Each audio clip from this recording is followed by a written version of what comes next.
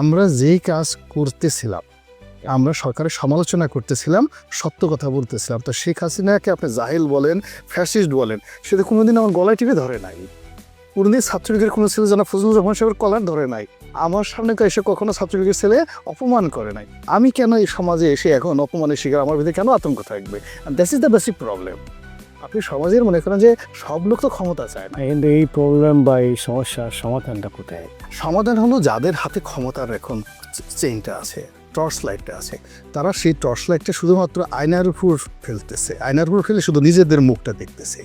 তারা যদি একটু ফিরে পিছনের দিকে দেখায়, তো জনগণের মুখের দিকে দেখে হোয়াট দে আর টেলিং, আমাদের চোখ কি বলছে, আমাদের মুখ কি বলছে, ঠোঁট কি বলছে। এই মুহূর্তে যারা মুক্তিযুদ্ধর ইতিহাস পাল্টাতে চাচ্ছে, তারা কেউ মুক্তিযোদ্ধা নন।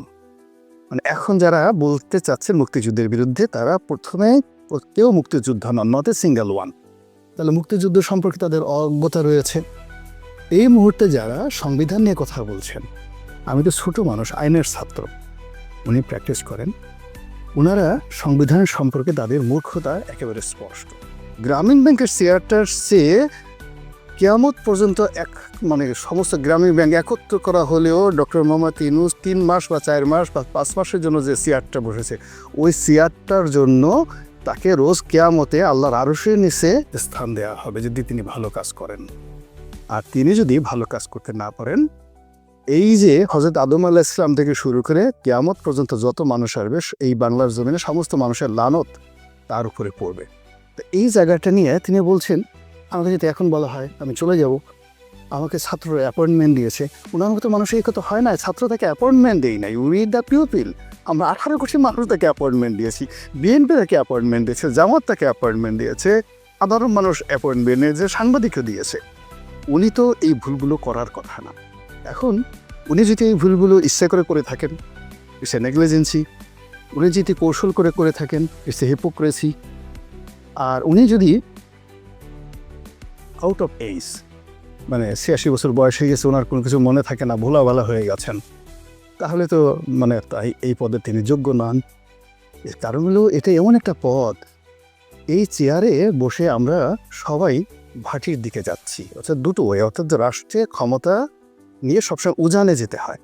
তো উজানে যাওয়ার জন্য গুণটানা শক্তি থাকতে হবে, নৌকার হাল ধরার ক্ষমতা থাকতে হবে, মাঝি মাল্লা থাকতে হবে। You must have a being a captain, you must have leadership quality. ওখানে ওনার 100টা নোবেল পুরস্কার থাকবে, ডাজ নট ম্যাটার। আপনি চিন্তা করেন, যদি নোবেল পুরস্কার হিসেবে তাকে কোয়ালিফাইড করতে চান, তাহলে তার মধ্যে আর অং সান সুচির মধ্যে 1 কোটি গুণ ডিফারেন্স। অং সান সুচি অক্সফোর্ড থেকে পাশ করা, তার বাবা ওই জাতির পিতা, এবং তিনি সারা জীবন রাজনীতি করে তারপরে সামরিক শাসকদের দ্বারা সারাটা জীবন তিনি নির্যাতিত হওয়ার পরে এখন তার পরিণতি কি দেখেন, জেলখানাতে আছে। তো যদি অং সান সুচির অবস্থা এই হয়, এবং ওনার পিছনে পুরো ওয়েস্ট যে পরিমাণ ইনভেস্ট করেছে, তার কোটি ভাগের 1 ভাগও কিন্তু ডক্টর মোহাম্মদ ইউনূসের প্রতি করেনি। এখন উনি নোবেল পুরস্কার পেয়েছেন, ভালো কথা। ইট ডাজ নট মিন এখানে রাজনীতির ময়দানে এটার 2 পয়সার কোনো মূল্য নেই, কোনো 2 পয়সার মূল্য নেই, বরং এটা একটা লায়াবিলিটিস। এখানে তার সবার আগে থাকতে হবে নেতৃত্বের গুণাবলী, যোগ্যতা। কিন্তু এখানে আমরা যেটা দেখতে পাচ্ছি, তার ওই যে বললেন না যে সব কিছু আছে, কিন্তু সে কোনো কিছু শো করছে না। খেলেছে বিশ্ব নিয়ে বিরাট শিশু আনমনে, ওরকম মনে হয় যে এত বিরাট না মানুষ, তিনি এই পুরো রাষ্ট্র ব্যবস্থা 18 কোটি মানুষের জীবন নিয়ে তিনি আনমনে খেলাধুলা করছেন। আমার কাছে ওই রকমই মনে হচ্ছে। আর এই খেলাধুলার কারণে কি হচ্ছে, আপনি এরকম আমরা যে গ্রামে যে চরকিতে উঠি না, চরকিতে ছোটোকালে উঠেছি, ওঠার পর যে ভয়টা লাগে না, আপনি মোটিভে উঠছেন কিনা আমি জানি না, ওইটাকে রথ বলে। তো রথের উপর ওঠার পরে যে একটা ভয় লাগে, নামার সময় যে একটা ভয়, তো আমার ওই যমুনার দিকে তাকালি ডক্টর মোহাম্মদ ইউনূসের কথা না মনে হলে আমার মনে হয় রথ থেকে আমি নামতেছি। সংঘাত সামনে, সংঘাত কি তাহলে অনিবার্য? অবশ্যই অনিবার্য, কোনো ওয়ে নাই। শুধু অনিবার্য না, ওই সংঘাতটা বন্ধ করার কোনো ওয়ে নাই। সংঘাত হবে, এবং এই সংঘাতের ফলে যে দুর্ভোগ দুর্দশা, আমরা সকল মানুষ যারা পরাজিত হবে তারা, যারা বিজয় হবে তারা, এবং আমজনতা সবাইকেই কষ্ট লাঘব হওয়ার কোনো ওয়ে নাই। শেখ হাসিনা যখন চলে গেলেন, আমি 2014 সন থেকে মোটিভ বলে আসছিলাম যে উনি এমন একটা পরিণতি করে ফেলেছেন যে ওনাকে যেতে হবে টুডে অর টুমরো, যত আগে যাবেন ক্ষয়ক্ষতি কম হবে। এবং উনি যাওয়ার পরে উনি হয়তো যারা সুবিধাভোগী তারা নিরাপদে সবাই যেতে পারবেন, কিন্তু বাকি সব মানুষগুলোকে বিপদে ফেলবেন। ঠিক এখনও তদ্রুপ। টোটাল এই ঘটনার সঙ্গে হয়তো 300-400 লোক জড়িত আছে, এখন যারা আছে 300-400, যাদেরকে আপনি সুবিধাভোগী করতে পারেন। কিন্তু এই 300-400 জন লোকের কারণে কী হলো, প্রথমত শেখ হাসিনা আমাদের পুরো নেশনটাকে 15টা বছর ধরে একটা ভীত সন্ত্রস্ত জাতিতে পরিণত করে ফেলেছে। আমরা ভয় পাচ্ছি। তো এই 15 বছর ভয় পেতে পেতে গর্তে থাকতে থাকতে আমাদের মধ্যে একটা অটোমেটিক একটা যাকে বলা সেন্সরশিপ চলে এসছে। ফলে এই 300 লোক যারা শেখ হাসিনার সে সব দিক থেকে দুর্বল, তারপরেও আমাদের আমজনতা ওই যে 15 বছর ভয় পেয়ে আসছে, তারা ভয় পাওয়া শুরু করেছে। আর একটা বিরাট অংশ যারা দীর্ঘদিন ভয় পেত তারা অত্যাচারী হয়ে গেছে। আমরা ওই যে বলি না আইএমএ জাহেলিয়াত, আইএমএ জাহেলিয়াত মনে হলো যে এখানে আইএমএ জাহেলিয়াতের মানে প্রথম দুটো শব্দ হলো অজ্ঞতা এবং মূর্খতা। তো যখন একটা মানুষের মধ্যে অজ্ঞতা থাকে, না জানে এবং সে মূর্খ হয়, এখানে তখন তার চোখের উপর পর্দা পড়ে, মস্তিষ্কের মধ্যে অন্ধকার দেখা দেয়, সে কিছু দেখে না এবং সেই যুগটাকে বলা হয় আইএমএ জাহেলিয়াত। আশ্চর্য করার ব্যাপার হলো যে এই মুহূর্তে যারা মুক্তিযুদ্ধর ইতিহাস পাল্টাতে চাচ্ছে তারা কেউ মুক্তিযোদ্ধা নন। মানে এখন যারা বলতে চাচ্ছে মুক্তিযুদ্ধের বিরুদ্ধে, তারা প্রথমে কেউ মুক্তিযোদ্ধা নন, নট এ সিঙ্গেল ওয়ান। তাহলে মুক্তিযুদ্ধ সম্পর্কে তাদের অজ্ঞতা রয়েছে। এই মুহূর্তে যারা সংবিধান নিয়ে কথা বলছেন, আমি তো ছোট মানুষ, আইনের ছাত্র, উনি প্র্যাকটিস করেন, ওনারা সংবিধান সম্পর্কে তাদের মূর্খতা একেবারে স্পষ্ট। আমাদের সংবিধান যেভাবে হয়েছে, যেভাবে লিখিত হয়েছে, এটার জন্য যে বিধি, এটার জন্য যে বিধান, এটার জন্য যে ইতিহাস, প্রত্যেকটা যে ধারাবাহিকতা আছে, এই ধারাবাহিকতাটা আর কোনো অবস্থাতেই দ্বিতীয়বার সম্ভব নয় এই জাতির মধ্যে। আমরা কেন বলি 1000 বছরের শ্রেষ্ঠ বাঙালি, কেন বলি 1000 বছরের মধ্যে এই একবার 71 মুক্তিযুদ্ধ হয়েছে, কেন 1000 বছরের মধ্যে হয়নি কেন? এই 1000 বছরের ইতিহাস আপনি তাদেরকে জিজ্ঞাসা করেন, তখনই তাদের মূর্খতা টের পেয়ে যাবেন। এখন তারা সংবিধান বোঝে না, মুক্তিযুদ্ধ করেনি, মুক্তিযুদ্ধ বোঝে না। তারপরে একটা আইন যখন তৈরি করতে হয়, আপনাকে একটা জুডিশিয়াস মাইন্ড থাকতে হবে, জুরিসপ্রুডেন্স আপনাকে জানতে হবে, আপনাকে কাস্টম জানতে হবে, মানে প্রথা জানতে হবে। এবং আপনি একটা জাতি, যে একটা জাতির মধ্যে একটা প্রথা, যেমন আমরা পান্তা ভাত খাই, আমেরিকার লোক তো পান্তা ভাত খায় না। তো এই যে আমরা যে পান্তা ভাত খাই, এটা কেন আমাদের এই প্রথাটা আমাদের মধ্যে আসলো? আমরা হাজার হাজার বছর ধরে আমাদের এই মাটির সঙ্গে, খাদ্যের সঙ্গে আমাদের যে অভ্যাসটা জড়িত, এই অভ্যাসের উপর নির্ভর করে আইন হয়, এই অভ্যাসের উপর নির্ভর করে আদালত হয়, অভ্যাসের উপর নির্ভর করে বিচার হয়। আমাদের এই আদালতে কেন ইন্ডিয়ান সুপ্রিম কোর্টের আইনকে আমরা প্রেসিডেন্স হিসাবে মানি, কেন আমরা লাহোর হাইকোর্টের প্রেসিডেন্স মানি, কেন আমরা ইংল্যান্ডের কোর্টের রায়কে, টর্ট লকে আমরা মানি না? এই জিনিসগুলো, এই যে যারা সংবিধান পরিবর্তন করবে, উনি তো আইনেরই ছাত্ররা, কিন্তু এই টোটাল বিষয়গুলো হলো কি, সব মিলিয়ে দেখা গেল যে পুলিশ সংস্কার কমিশন করছে, সংবিধান সংস্কার কমিশন করেছে, নির্বাচন সংস্কার কমিশন করছে। যিনি করেছেন, আমি বললাম যে ভাই, আপনি নির্বাচন সংস্কার কমিশন করেছেন, আপনি কি জীবনে কোনোদিন নির্বাচন করেছেন? আপনার আপনজন কেউ কি এমপি ইলেকশন করেছে? আপনি কি জানেন যে একটা এমপি ইলেকশন করতে, চেয়ারম্যান ইলেকশন করতে কয় টাকা হয়, ঘুষ দিতে হয় কয় টাকা? আপনি কি জানেন যে এমপি মন্ত্রী যে টিয়ার চুরি করে, এই চুরি কীভাবে করে? আর চুরি করার সময় গোডাউন থেকে যখন ব্যাগ বের করে, সুঙ্গা মারি কীভাবে পার ব্যাগ থেকে চাল চুরি করে নেয়, এবং ওইটা যখন এমপি সাহেব কীভাবে ম্যানেজ করতে হয়, এই জিনিসগুলো কি আপনি জানেন? না, জানি না। তাহলে আমরা আপনার সংস্কার করবেন কীভাবে? হাউ? আপনাকে তো টোটাল নির্বাচন ব্যবস্থাটা বুঝতে হবে। তাই দেখেন, টোটাল প্রক্রিয়ার সাথে আমাদের দেশের যে ট্রেডিশনাল রাজনীতি যারা করেন, আমাদের দেশের যারা সংবিধান বোঝেন, বা সারা দুনিয়াতে যারা সংবিধান লিখেছেন, তো এরকম কোনো মানুষকে আমরা পাইনি এই টোটাল প্রক্রিয়ার মধ্যে।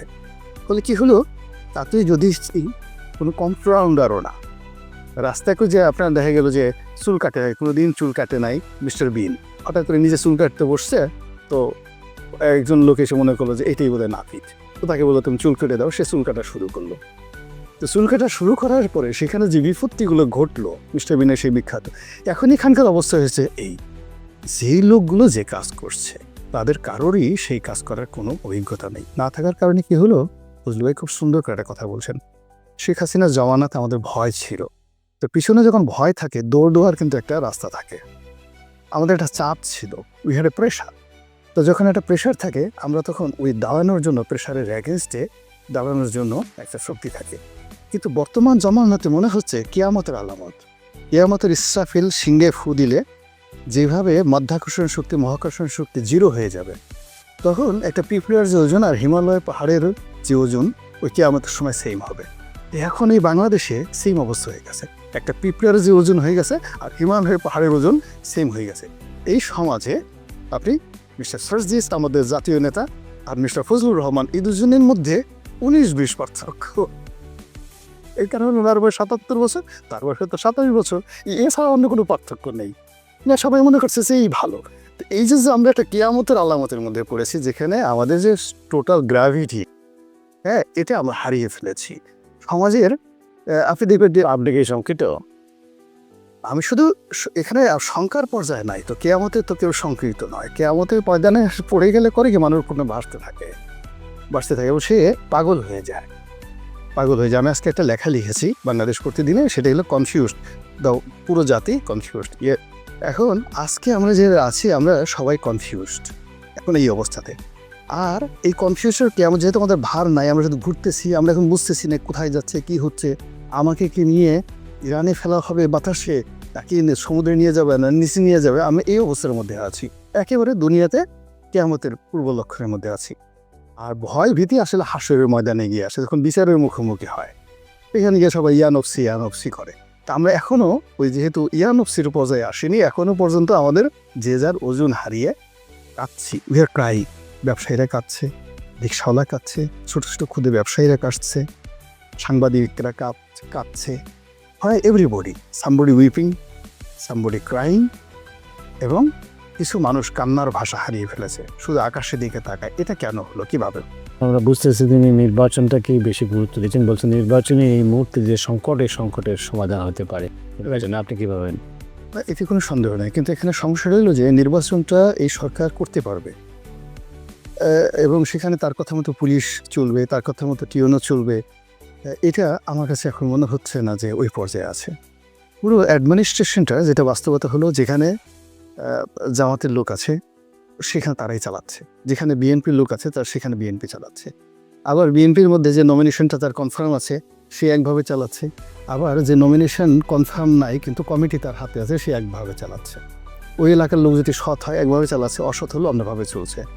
ফলে এই যে বাংলাদেশের পুরো 460টি বা 500টি উপজেলা, এই 500টি উপজেলাতে অ্যাটলিস্ট 10টা করে হোল তৈরি হয়ে আছে, মৃত্যুকূপ তৈরি হয়ে আছে। এখন সেই মৃত্যুকূপটা ইলেকশন দেওয়ার পরে এটা নিয়ন্ত্রণ করবে রাষ্ট্রশক্তি, মিলিটারি, পুলিশ, অন্যান্য আইনশৃঙ্খলা রক্ষাকারী বাহিনী। তো যেখানে থানার মধ্যে ওসি সাহেব আত্মহত্যা করে, যেখানে ওসি সাহেবরা পালিয়ে বেড়াচ্ছে, তো সেখানে একটা নির্বাচন হবে, সেই নির্বাচনের মাধ্যমে একটা জনরায় প্রতিষ্ঠিত হবে এবং জনপ্রিয় দল নির্বাচিত হয়ে আসবে। আমার কাছে এই সম্ভাবনাটা এখন একেবারে অবিশ্বাস্য মনে হচ্ছে। কেননা আমরা যে অন্তর্বর্তীকালীন বলেন, তত্ত্বাবধায়ক বলেন, যা কিছু বলেন, এটাকে আমরা 91 থেকে এই পর্যন্ত যেটা দেখে এসেছি যে এই সময়টাতে প্রশাসনটা নিউট্রাল হয়ে যায়। যেটা এখন নিউট্রাল তো দূরের কথা, দলীয়করণের মধ্যেও যাচ্ছে না, নিউট্রালও না, অরাজকতাও না, কি যেন একটা পেয়ে গেছে। আমি এটা বুঝতে পারতেছি না। এখন উনি যদি, মানে আমার কাছে যেটা মনে হচ্ছে, নির্বাচন তো অবশ্যই, তার আগে এখানে রাজনীতি, সমাজ, পরিবারের মধ্যে মুনাফিকের চাইতে ভয়ানক কোনো অপরাধ আর নেই। আপনি মিথ্যা কথা বলেন, খুন করেন, খারাপি করেন, এগুলোর সাথে কিন্তু মুনাফিকই সমাজে বিপর্যয় ডেকে নিয়ে আসে। তো রাজনীতিতে মুনাফিকিটা একদম সহ্য হয় না। যারাই মুনাফিকি করেছে তারা কিন্তু ভ্যানিশ হয়ে গেছে। তো এই মুহূর্তে যারা রাষ্ট্র পরিচালনা করছেন, আমি মনে করি তারা যদি খুব স্ট্রেট ফরওয়ার্ড ওয়েতে বলেন যে আমরা যে কোনো কারণে একটা প্রেক্ষাপটে এসেছিলাম, ভালো কথা, আমরা আরও 2 বছর থাকতে চাই। এই কারণে থাকতে চাই যে আমরা এই অল্প সময়ের মধ্যে অনভিজ্ঞতার কারণে, আমাদের কোনো অভিজ্ঞতা ছিল না, আমরা এই কদিনে বুঝেছি যে এই পুলিশের এই পদগুলো এরা জামাত নিয়ে এনেছে, পুলিশের এই পদগুলো বিএনপি নিয়ে এনেছে, দুইজনের গন্ডগোল করতেছে, আমাদের কোনো কমান্ড নেই, আমরা এর অপারেশন চাচ্ছি।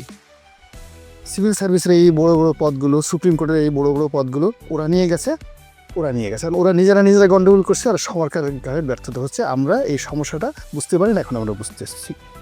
আমরা এই টোটালটাকে নিউট্রাল করতে চাই। আগে শেখ হাসিনার দলে যারা ছাত্রলীগ করছে বা আওয়ামী লীগের দালালি করছে, দাবিদারি করছে, তাদের কারণে প্রশাসনের যে যোগ্যতা আসছে, তাদের কারণে শেখ হাসিনা ঢুকছে। আবার তাদেরকে যদি আলাদা পেছনে রেখে যেটা আবার নতুন আর এক দলধারী লোকরা আনি, তাহলে পরিবর্তন হলো কি? এখন আমরা এখন সমস্ত এই যে আমাদের আগের যেমন যারা ছাত্রলীগ তাদেরকে আমরা চিনে ফেলেছি, আবার এই অল্প সময়ের মধ্যে যারা নতুন দলের দলীয় পরিচয়ের সামনে আসে তাদেরকেও চিনে ফেলেছি। এখন আমরা সবগুলোকে ফিনিশ করে আমরা সত্যিকার যোগ্য লোক যারা আছে তাদেরকে যোগ্য পদে দেব উইদিন 1 মাসের মধ্যে, নাম্বার 1। 2 নম্বর হলো যে আমরা এত দিনের মধ্যে 6 মাস, 1 বছর, 2 বছর, 3 বছর, 4 বছর, 5 বছর, যা বলবেন তাই, এই সময়ের মধ্যে আমরা এই কাজগুলো করতে চাই। যদি আপনারা আমাদের সঙ্গে থাকেন তাহলে আমরা আসি, নাহলে আমরা পদত্যাগ করে সেখানে চলে গেলাম, সসম্মানে আপনারা অন্য জায়গাতে দেখেন। এই একটা মাত্র মানে সরল স্বভক্তি এবং সততা কেবলমাত্র তাদেরকে বাঁচাতে পারে, জাতিকে বাঁচাতে পারে। আদারওয়াইজ সে আপনি নিয়ে আপনাকে আমার কাছে একটা বিষয় জানার আছে। মিশরে যে বিপ্লব হয়েছিল, মিশরের আন্ডারহুড, হ্যাঁ, মিশরের বিপ্লবের পরে সেখানে যা ঘটেছিল, বাংলাদেশে গিয়ে সেটা ঘটতে যাচ্ছে বলে আপনার মনে হয়? না, বাংলাদেশে সেটা করতে যাচ্ছে না। মিশরে যেটা ঘটেছিল সেটা হলো মিশরের জামাতেরই যেটা মুসলিম ব্রাদারহুড, ওই ঠিক সেই মতাদর্শের। তো তারা তাদের যে কনজারভেটিভ, তারা রাষ্ট্র ক্ষমতায় চলে গেছে এবং খুব দ্রুত তারা পুরো দেশটাকে একটা 100% কনজারভেটিভ ইসলামাইজেশন যেতে চাচ্ছিল। সেনাবাহিনী থেকে শুরু করে সব জায়গাতে একটা র্যাডিক্যাল চেঞ্জ তারা করতে চাচ্ছিল। এটা মানে ওখানকার সমাজ সেটা মেনে নেয়নি তাড়াহুড়োর কারণে। আর বাংলাদেশের যে জিনিসটা হচ্ছে, এখানে যে সব কাজ জামাত করছে, নট লাইক দ্যাট।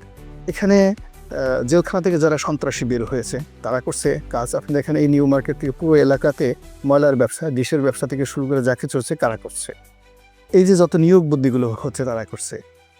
মানে হাসপাতালে যে সিট বরাদ্দ কারা করছে, ডাক্তারদের নিয়োগ বদলি কারা করছে। তো এখানে অ্যাটলিস্ট এই মুহূর্তে 100টার উপরে মানে একটা ভেস্টেড সিন্ডিকেট দাঁড়িয়ে গেছে। তারা বাস কাউন্টার নিয়ন্ত্রণ করছে, ময়লার গাড়ি নিয়ন্ত্রণ করছে, এবং এদের কারোর সঙ্গে সরকারের সম্পর্ক নাই। মানে সরকারের কোনো লোক, মানে সমন্বয়কদের লোক, সরকারের লোক যে সিন্ডিকেট করে যে টোটাল কাজটা করছে, এরকম অবস্থা না। আপনি গিয়ে দেখেন আগে যেখানে গুলিস্তানের একটা ফুটপাতে 3 জন হকার ছিল, পুলিশ সেখান থেকে ঘুষ নিত। এখন সেই 3 জনের জায়গায় যে দেখেন যে 30 জন হকার চলে আসছে।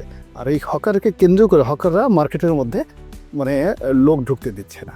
এবং সেখান থেকে এই যে যারা চাঁদা তুলতেছে তারা সেটাকে কি সমন্বয়কদের দিচ্ছে, পুলিশদের দিচ্ছে, আওয়ামী লীগের দিচ্ছে না বিএনপি দিচ্ছে, নোবডি নোজ। ফলে কী হচ্ছে, মানুষ ধৈর্যের সময়, সেই কালকে দেখলাম 3-4 দিন আগে বাইতুল মুকাররমের সামনে একরকম চাঁদাবাজকে ধরে পিটিয়ে রীতিমতো শোয়াই ফেলছে। তো এরপরে এসে পুলিশ কর্মীরা তাদেরকে উদ্ধার করছে। তো এখন এই যে একটা বিশৃঙ্খলা, টোটাল জিনিসগুলোতে একটা বিশৃঙ্খলা, মানে অরাজকতার কথা বলছেন? অরাজকতা, মানে অরাজকতা, বিশৃঙ্খলা, অব্যবস্থাপনা এবং নেগলিজেন্সি। মানে আপনি হলো কি যে অনেক কিছু জিনিস আছে, আপনি চেষ্টা করার পর আপনি ব্যর্থ হন। কিন্তু এখানে মনে হচ্ছে না যে খুব আন্তরিকতা নিয়ে কেউ কোনো চেষ্টা করছে, with honesty, with dignity, with professionalism, এগুলো নিয়ে কেউ চেষ্টা করছেন, তারপরে তিনি ব্যর্থ হয়েছেন, তারপর কথা হয়েছে, নট লাইক দ্যাট। আগস্ট মাসের 5 তারিখের আগে আমরা সবাই মজলুম ছিলাম। আমরা সবাই মনে প্রাণে চেয়েছি শেখ হাসিনা চলে যাক, আমরা একটা সমৃদ্ধ বাংলাদেশ চেয়েছি। এই 5 মাসের মধ্যে আমাদের মধ্যে যে বেদনা তৈরি হয়েছে, এই বেদনাগুলো যারা তৈরি করেছে তাদেরকে বুঝতে হবে যে 5 তারিখের আগে তারা কেমন ছিল, আমরাও সেই পর্যায়ে ছিলাম। ফলে আমাদেরকে, আমরা যারা কথা বলছি, কেউ যদি শত্রু মনে করে, এনিমি মনে করে, তাহলে আলটিমেটলি আমাদের ক্ষমতা, মানে এই যে যারা শেখ হাসিনা বিরোধী আন্দোলনে যে যার মতো জায়গা থেকে শুরু করে, আমি একটা সিটিং এমপি, সেই সিটিংয়ে 2009 সন থেকে আমি ফাইট করছি, 14 সন থেকে আমি ফাইট করছি। আমার বাড়ি ঘর তছনছ করে ইটটা পর্যন্ত খুলে নিয়ে গেছে শেখ হাসিনার সরকার। ফলে এই শেখ হাসিনার মানে রেজিমের বিরুদ্ধে আমার যে কন্ট্রিবিউশনটা, এটা আমার অস্থিমজ্জার সাথে মিশে গেছে।